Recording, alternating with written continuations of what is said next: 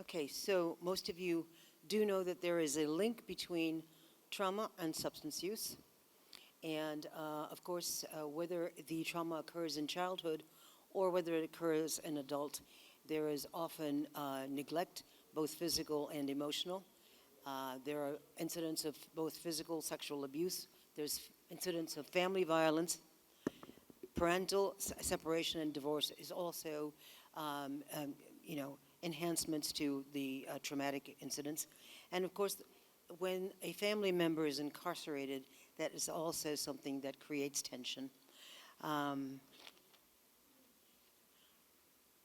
wanted to also briefly mention the link between trauma and that's mine, thank you. Too many things here at the podium. Okay, the link between post-traumatic stress disorder and trauma. Now, trauma can also either be a single event or it could be a complex trauma that has to do with multiple incidents that occur. The multiple incidents do not have to occur sequentially. They can happen at disparate times. Now, what happens to folks, I like to tell people that that trauma produces a disease of disconnection. And I'm going to talk more about what I mean about disconnection later on. Now, trauma also produces various psychological symptoms, including nightmares, flashbacks.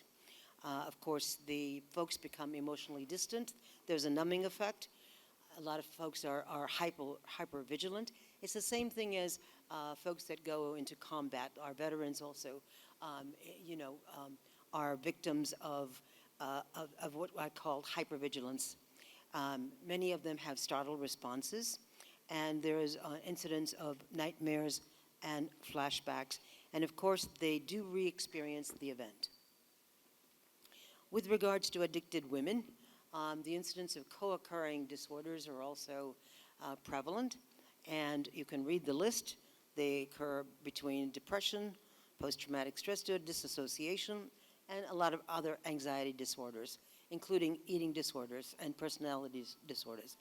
Now, mood disorders and anxiety disorders are the most common amongst women, not necessarily amongst men or veterans, okay? So let's not confuse the genders here.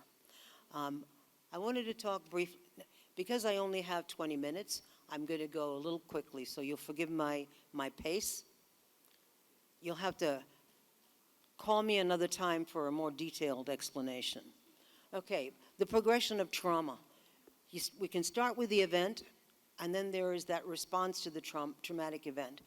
Now, the response is both stressful, there's a neurological changes, and there are painful emotional states. Now, most people will have 2 or 3 different responses. Either they retreat, and in the retreat, there is depression, anxiety, and disassociation. I've already talked to you about disassociation, so I won't discuss that any further. But then there's that self-destructive response amongst some of the folks that we are seeing.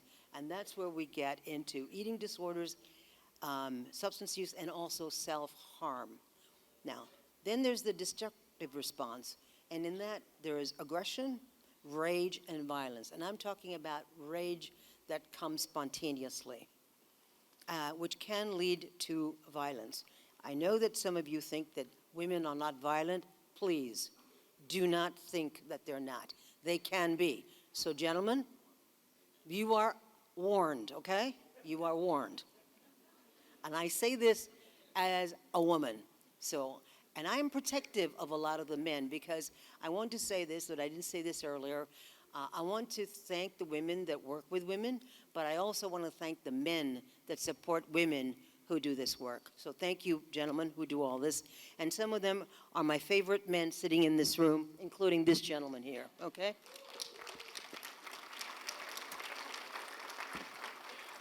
And I mean it, okay, I mean it. So I want to talk about a little bit about the common universal themes. Now, universally, we know that there's shame and stigma, in addition to abuse, and also there's some problems with primary relationships, and they affect children as well as the partners. Now, in terms of the treatment issues, my problem, I'm talking about more of universal. There's a lack of comprehensive family-based services. I'm not talking about just treatment or counseling. I'm really talking about services that impact the entire family. And then, of course, the lack of childcare, which precludes a lot of women from coming into residential treatment. There are systematic issues, and that is the lack of financial resources. Stable housing is a big issue, and a lot of times services are fragmented and not coordinated. And I think you've heard that from other speakers. Treatment methods. Let me talk to you about treatment methods. We basically have two ways of dealing with it. We either have the acute care or medical model, or we're looking at the chronic or disease model. I'm not so sure that either one of those is perfect, but they all have their place. I wanted to talk to you about addiction theory, and what we're looking at in terms of addiction theory is we are either managing disease, so we have a disease management approach. I don't think this is for me. Okay. Or we have a behavioral health and recovery management approach. Both of those theoretical approaches have their usefulness. But I want to talk to you a little bit about what works better for women, and that is what we're calling trauma-informed services. And trauma-informed services, we really want to take a look at what are the effects of the trauma. We want to avoid triggering or re-triggering trauma. We want to make sure that the staff understand the client's ability to cope. Not every client has the same ability to cope. And I'm not talking about just about interventions, I'm just talking about their ability to disclose exactly what happened to them and to narrate the story of their particular trauma. So we need to make sure that staff are familiar with that. And we want to allow the women to manage the traumatic symptoms in order to benefit from their services. So with regards to the integrated model, I'm recommending 3 different phases. The pre-treatment phase, and it could be early treatment.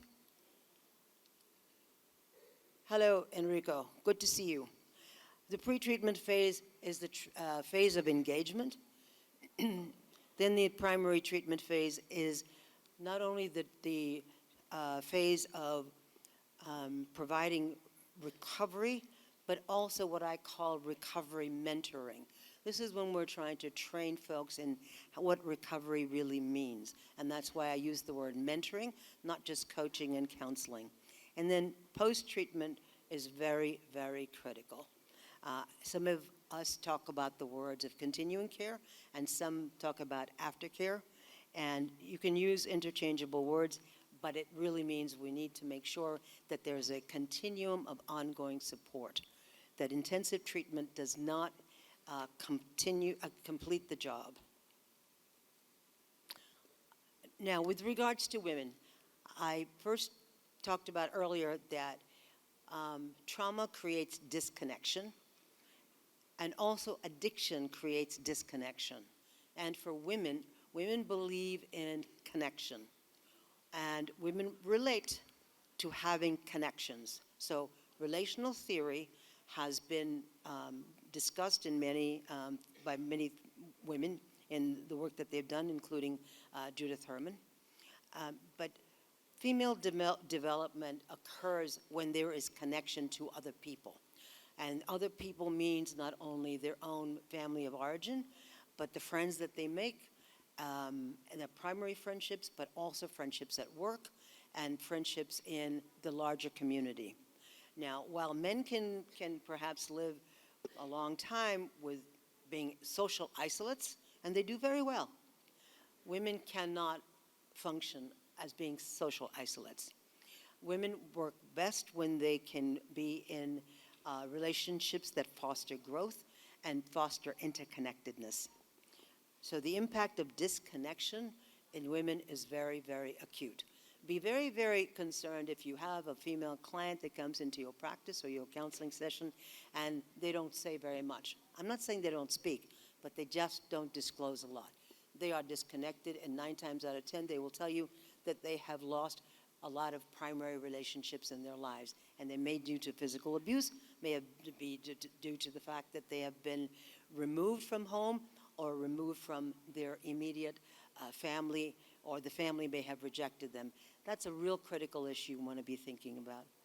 Now, with regards to the idea of integration, I've defined treatment in 3 different stages. Stage 1 is that of safety. In stage 1, we want to look at creating safety in the environment, both physical and psychological. And I know we psychologists say do no harm. But beyond do no harm, we're also thinking about not only what is the physical space like, but also what's the psychological space. We cannot intrude on the psychological safety of the people that we're dealing with. And also in the early recovery stage, let's make sure that our interventions are at the same pace as the client's ability to absorb the interventions. And the programs must be both structured and supportive. I'm going quickly because I've only been given a limited amount of time, and I won't keep you from lunch too long. Stage 2 is what I call the affective recall stage. This is when we can think about our clients remembering the past and being able to have a coherent narrative of the past. Oh, sorry.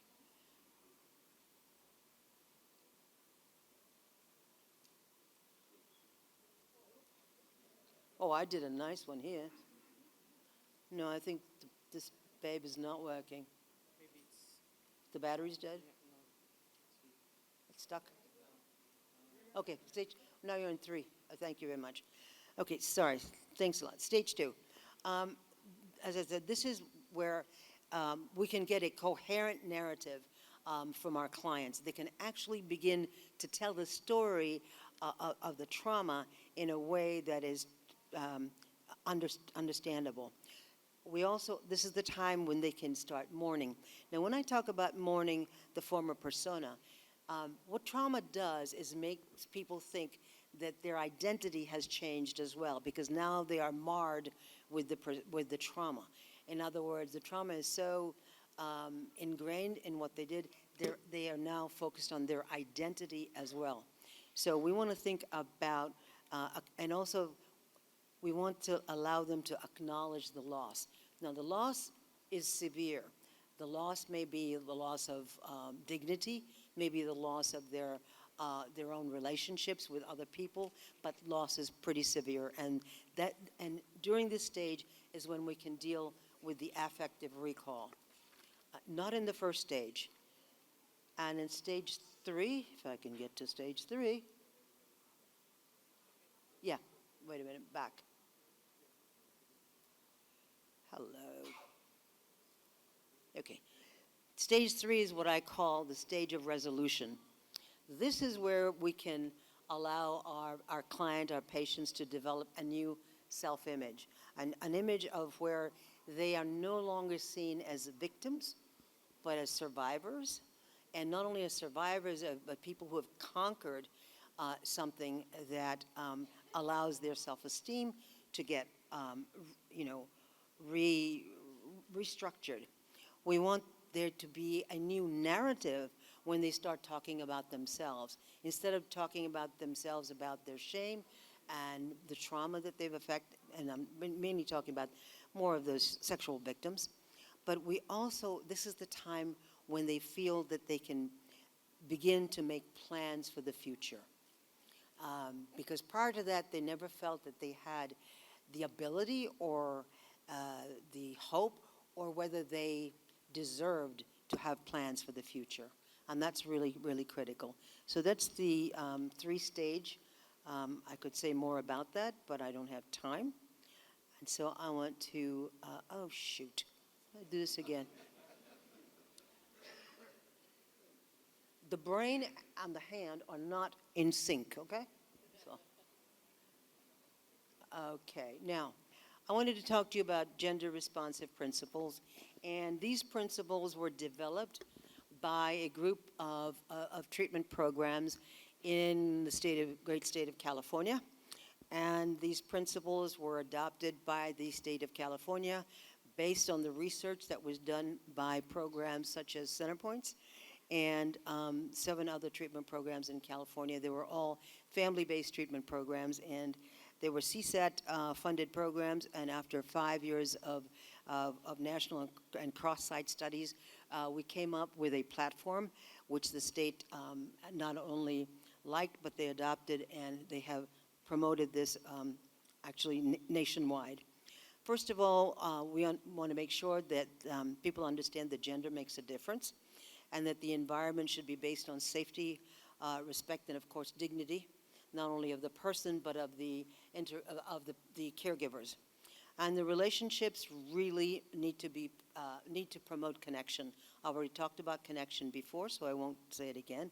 And we want the services to be integrated, not only to deal with trauma, but the mental health issues that may be underlying for some of the patients, and also, of course, the substance abuse issues.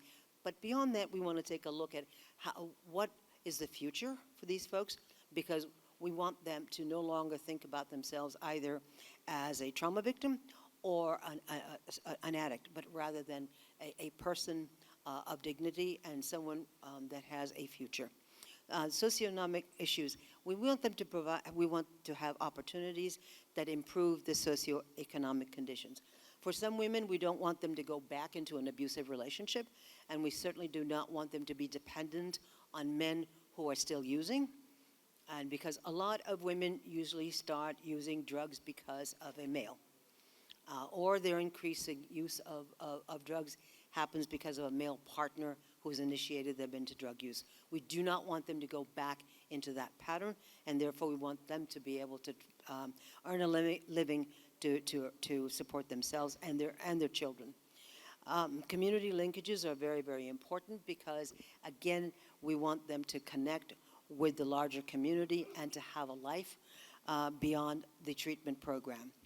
And with regards to staff, we want them to pay attention to boundaries, and that language needs to communicate the value system of the program and the services that we're providing, and that conflicts are not mediated through authority, but rather through negotiation. And that's negotiation between our clients and ourselves. I'm sorry, I don't have time to say more than that, but I hope to see you all sometime in some other program and some other conference. Thank you all for listening.